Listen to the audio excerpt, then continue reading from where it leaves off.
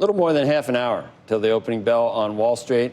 Futures have improved. Let's talk about, really, the week that was in the markets in the week ahead. That would be a good thing to do. Joining us is Greg Branch, Managing Partner, Veritas Financial. Joanne Feeney, Partner and Portfolio Manager at Advisors Capital Management. Greg, I'll just start with you. It could be the worst week since June.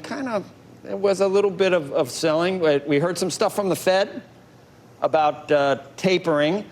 We had some bad retail sales numbers, and we lost a war. So what do you think are the most important features of this week for next week? I think the most important features point to what we're going to hear at Jackson Hole. We saw those Fed notes, and those Fed notes all but admitted what we've been talking about for a few months now, is that it's hard to make a coherent argument at this point that the labor market needs additional help. We just saw a pandemic low in jobless claims numbers at 348,000. That's following pandemic low numbers on August 5th and 12th as well, in the mid-threes as well. We just saw the economy create 1 million jobs last month, about 1.9 million over the last 2 months, and now available jobs outstrips by far the available workers willing to supply labor. We have 10.1 million openings and about 8.7 million people looking for work. And so it's hard to make a coherent argument at this point that the labor market needs accommodative monetary policy to nurse it back to health. On the other hand, I think we can make an argument that the Fed needs to turn its attention to inflation. And of course, we saw growth abate a little bit. You know, we saw 50 bips on CPI this month as opposed to the 90 and 74 we were seeing in the prior months. But as you know, Joe, my thesis is that the supply chains aren't going to bounce back in the way that the Fed had hoped to fulfill that transitory label that they had been putting on these inflationary pressures. Our supplier and our trading partner countries are not nearly as advanced on the vaccination curve as we are. Taiwan is at 3% fully vaccinated.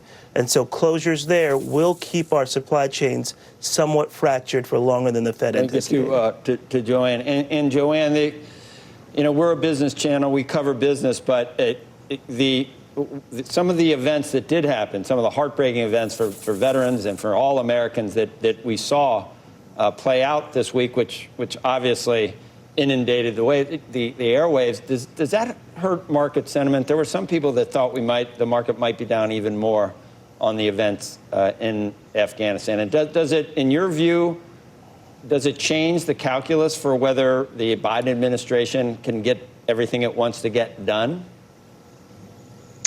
Yeah, Joe, that's always tough to call the way politics are going to go. I think they're separate issues, though. I think there's certainly a great deal of support for the bipartisan infrastructure plan, and I really don't see the challenges in Afghanistan derailing that focus among both Republican and Democratic lawmakers. So I don't think so. But I do think that any time you get an explosion in geopolitical instability, it does roil the markets. It just reminds folks that there are a lot of other sources of uncertainty out there besides COVID, besides inflation concerns. And I think, that tends to make people pull back a little bit on the risks they're taking.